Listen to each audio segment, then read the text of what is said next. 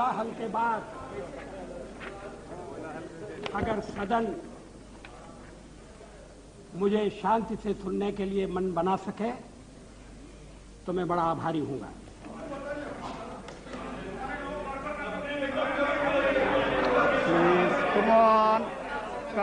Come on. Yes. मेरे प्रस्ताव पर हुई चर्चा में जिन्होंने भाग लिया है, मैं उन सबको धन्यवाद देना चाहता हूं। ये सदन चर्चा के लिए है, जरूर शांतिपूर्ण चर्चा के लिए, संयमित चर्चा के लिए, तर्कपूर्ण चर्चा के लिए। कुछ मित्रों का प्रयत्न था कि कोई चर्चा न हो, तत्काल वोट ले लिया जाए और वो यहां से निकलते ही कुर्सी पर जाकर बैठ जाए। Like a child.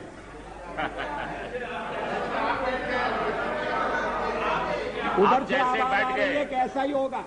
जैसे आप बैठ गए और आवाज आ रही है कांग्रेस के बेंचों से। हमारे और मित्र थोड़ा सा सावधान रहें।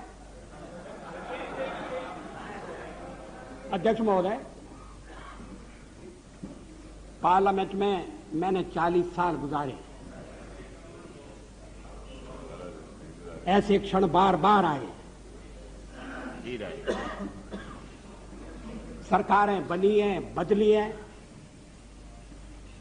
नई सरकारों का गठन हुआ है। अभी बैचलर हो गया।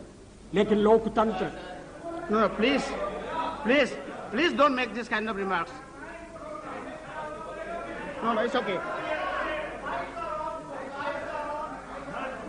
लेकिन हर कठिन परिस्थिति में से भारत का लोकतंत्र बलशाली होकर निकला है और मुझे विश्वास है कि परीक्षा में से भी बलशाली होकर निकलेगा।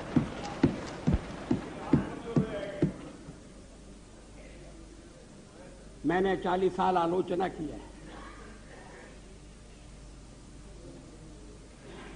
आज भी अधिकांश में चापलूस नहीं तो बिगाड़ देंगे। अगर निंदक रहेगा तो बिना साबुन और पानी के सफाई करता रहेगा। जिन मित्रों ने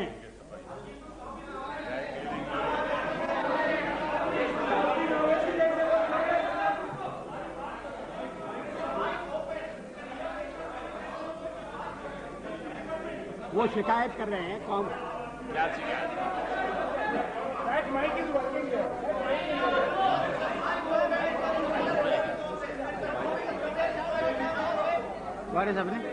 अध्यक्ष महोदय,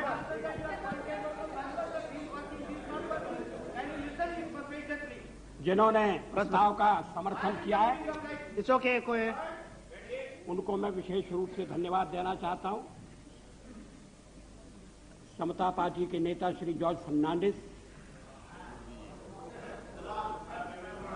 शिवसेना के नेता श्री शरद पोद्दार, अकाली दल के नेता बरनाला जी और हरियाणा पार्टी के जयप्रकाश जी, इन सब ने प्रस्ताव का समर्थन किया है। जिन्होंने आलोचना की है, मैं उनकी आलोचना का उत्तर दूंगा, मगर मैं विशेष रूप से despite our differences on certain issues, he was generous enough to set the record straight on the issue of horse trading by stating categorically that we did not use suitcases to convert our minority into majority. He has in fact demolished the baseless and politically motivated allegation leveled by some members. I am also glad that Thirumaran has taken note of our resolve to restore the balance of resources in favor of states. We have always held the opinion that the center cannot be strong if the states are weak. Maran is disturbed over our advocacy of one nation, one people, one culture. I am happy that he shares our perception of one nation. But I must say that he has got it all wrong on our interpretation of one people and one culture. I categorically state here that BJP does not stand for uniformity. We recognize the celebrated India's plural, multi-religious, multilingual, and multi-ethnic character. This view is best reflected in a poem by one of India's greatest poets, Subramanya Bharati. The poem is entitled Antai, or My Mother. Bharati says, I would like to read, मुझ पर आरोप लगाया गया है और यह आरोप मेरे हृदय में घाव कर गया है।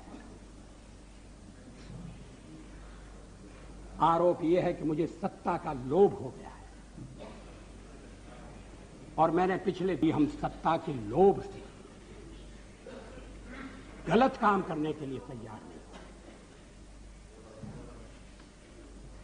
यहां श्री शरद पवार बैठे हैं। जब मेरे जसवंत मित्र जसवंत सिंह जी भाषण कर रहे थे तो शरद पवार नहीं थे।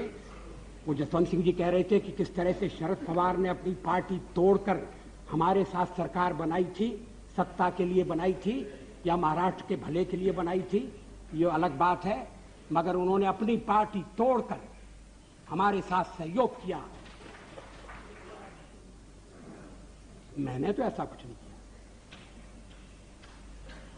बार बार इस चर्चा में इस पर जनाए सुनाई दिया है कि भाजपा तो अच्छा है मगर पार्टी ठीक है।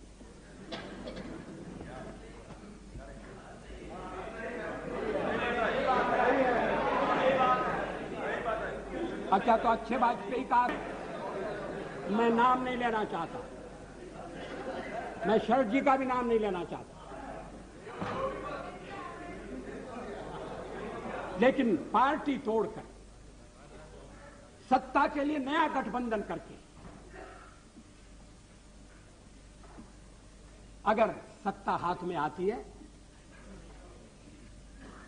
तो मैं ऐसी सत्ता को चिमटे से भी छूना पसंद नहीं करता।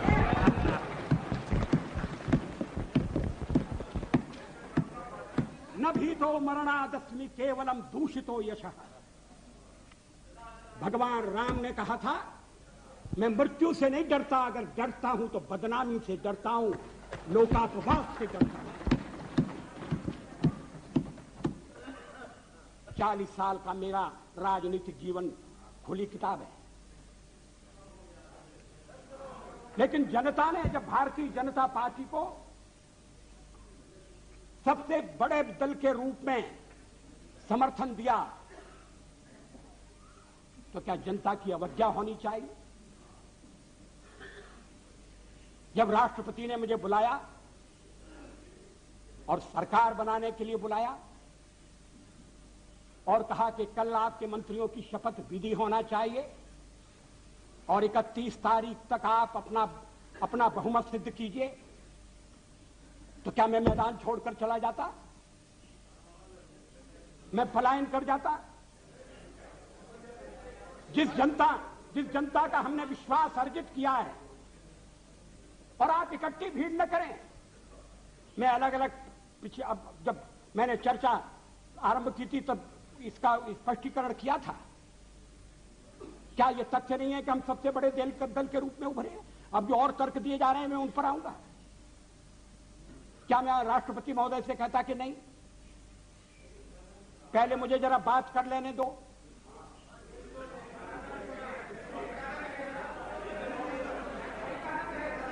जब वो कह रहे हैं कि कल शपथ विधि होगी और मुझे समय दे रहे हैं 31 तारीख तक का, तो मैंने कहा कि 31 तारीख के जो समय दिया जा रहा है उसका मैं सदुपयोग करूंगा, अन्य दलों से चर्चा करूंगा, उनका समर्थन प्राप्त करने का प्रयास करूंगा, एक कॉमन प्रोग्राम के आधार पर हम आगे बढ़ सकें, इस तरह का वातावरण बनाने की कोशिश करूंगा। इसमें क्या आपत्ति की बात है? इसमें कौन सा सत्ता का लोभ है? और फैसला केवल मेरा अकेला नहीं था, पार्टी का फैसला था।